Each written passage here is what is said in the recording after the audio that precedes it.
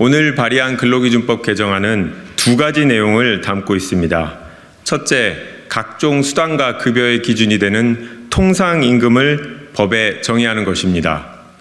지금까지는 통상임금이 법에 정해져 있지 않아서 통상임금의 범위를 두고 수많은 소송이 있었습니다.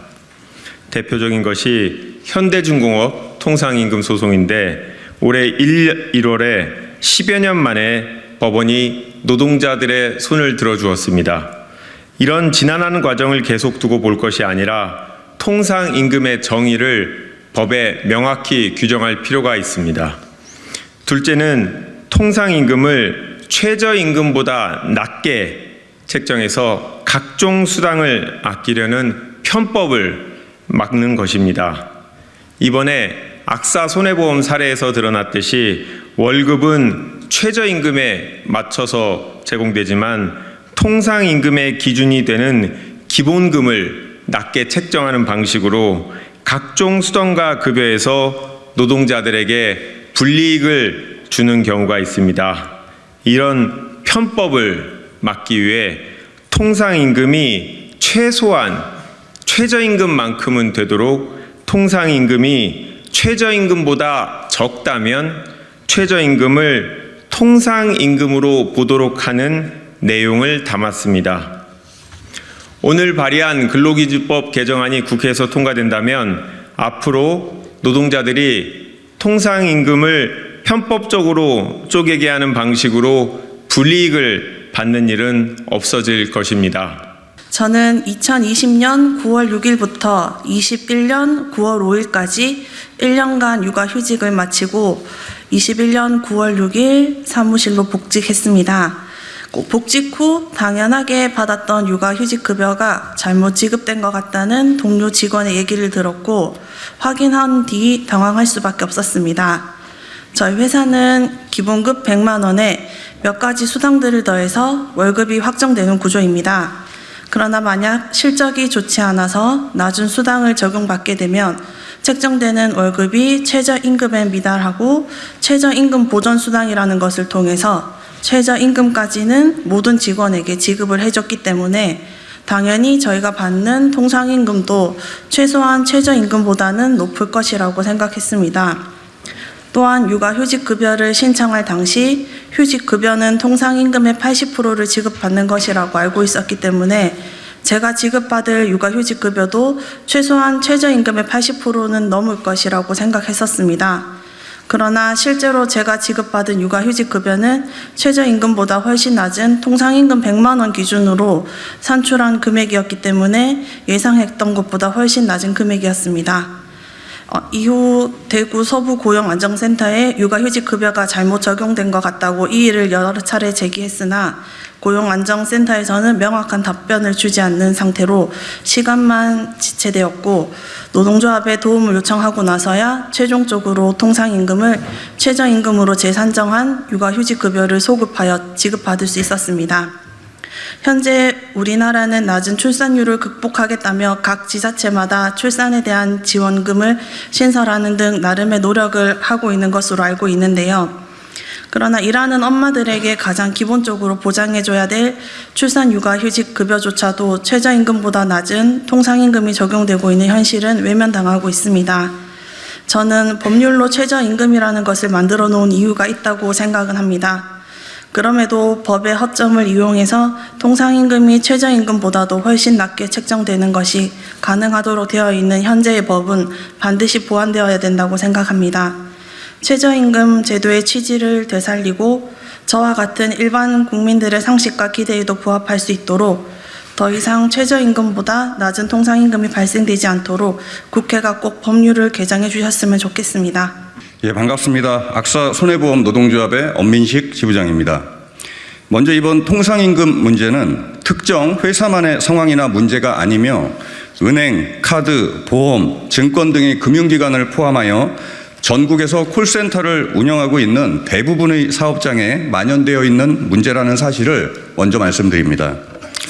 이번 사안에서 통상임금 100만 원을 기준으로 지급된 육아휴직 급여를 최저임금 기준으로 재산정하여 지급받기까지는 상당히 길고 복잡한 상황들이 있었습니다. 처음 고용지원센터에 당사자가 이의를 제기한 것이 2021년 10월이며 최종적으로 소급하여 육아휴직급여를 지급받은 시점은 2022년 10월로 약 1년 정도의 기간이 소요되었습니다.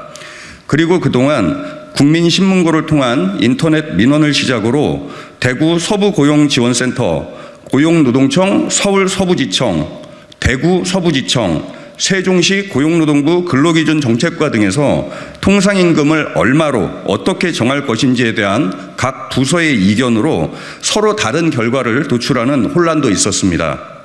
만약 근로기준법에서 통상임금에 대한 정의를 명확히 하고 통상임금의 하한을 법제화해놨다면 겪지 않아도 되었을 소비적인 논란이었습니다. 또한 근로자에 대한 임금의 최저 하한선을 정하여 국가가 강제함으로써 근로자들이 최소한의 생활을 영위할 수 있도록 제정한 최저임금법이 있음에도 불구하고 통상임금이 최저임금을 하회할 수 있는 법률의 허점이 발견되었다면 이는 조속히 보완해야 하는 내용이라 생각합니다. 저임금 노동자들이 생존을 위한 최소한의 임금을 당연히 보장받을 수 있도록 최저임금의 취지를 지켜내고 국민들이 상식적으로 납득하고 동의할 수 있는 통상임금을 만들어낼 수 있도록 입법을 통하여 통상임금의 정의를 명확히 규정하고 통상임금이 최저임금보다 낮아지는 비상식적인 현실을 고쳐나가기 위한 오늘의 근로기준법 개정안이 조속히 개정될 수 있도록 국회의 역할을 촉구합니다. 네, 사무금융노조 위원장 이재진입니다. 저희 사무금융노조는 증권, 보험, 카드사, 저축은행, 캐피탈, 지역 농협으로 구성된 금융권 노동자들이 주요 노동자로 해서 조직된 조직입니다. 실은 그러다 보니 국회 정무위와 많은 정책 협의를 많이 하는데요. 우리 정무위 김한규 의원님과 지난 3월 말에 정책 간담회를 통해서 이 문제점을 이제 고려한 바가 있습니다.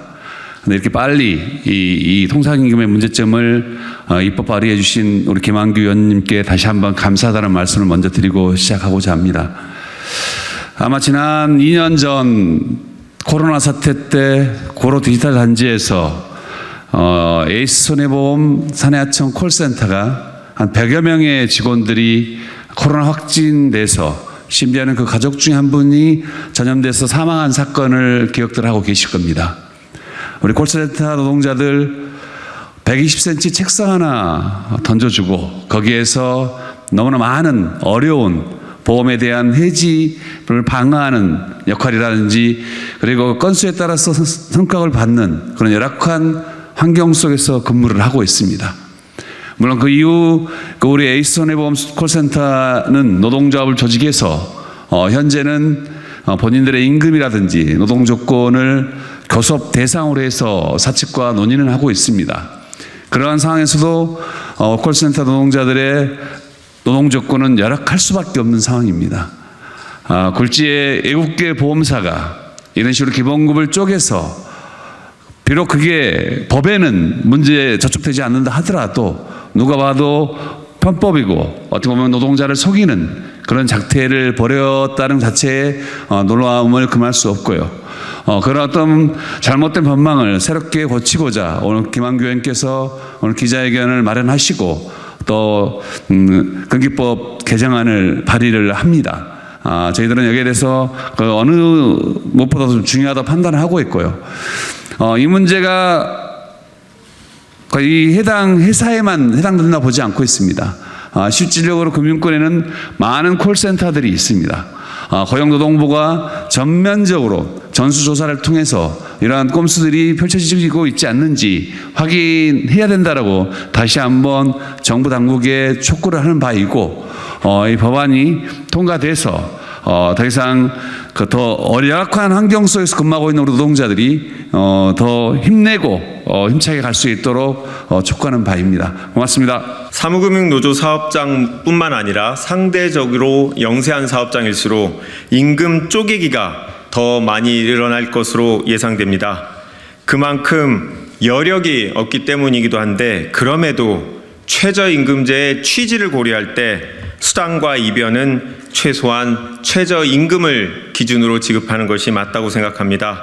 그래서 이 법안은 노동조합의 보호를 받지 못하고 문제 제기를 하기 어려운 수많은 노동자들에게 큰 도움이 될 것입니다.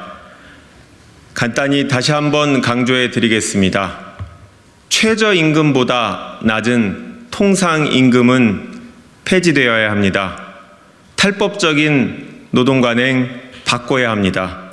기자 여러분께서도 관심을 갖고 지켜봐 주시기 부탁드립니다.